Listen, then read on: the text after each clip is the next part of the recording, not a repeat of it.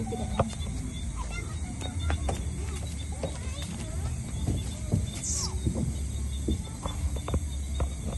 Ê bê ê à cho nào bà lo men cái đó nghe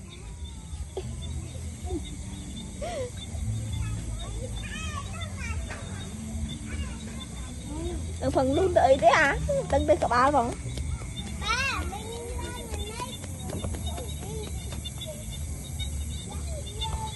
anh ơi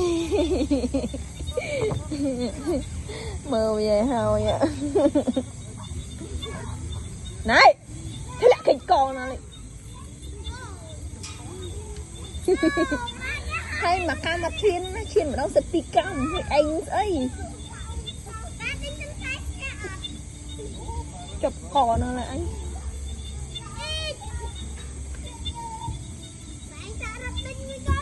lẽ nào lấy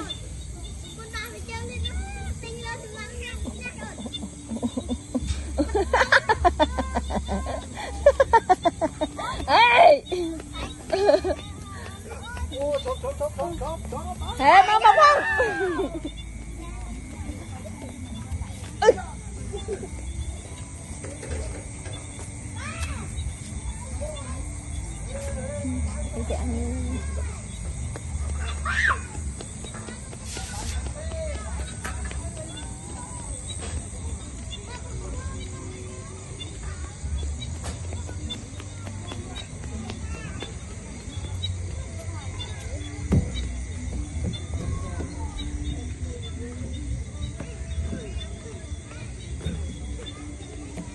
nộp phơi nữa là tám phơi nữa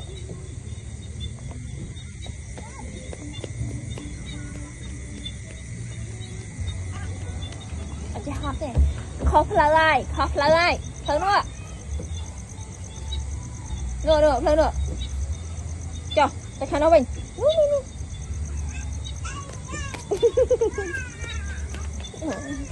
đập bàn đấy à.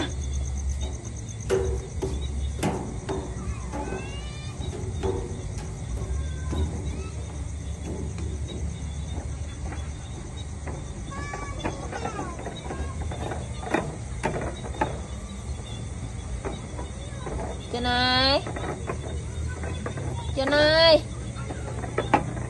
họ đây trên này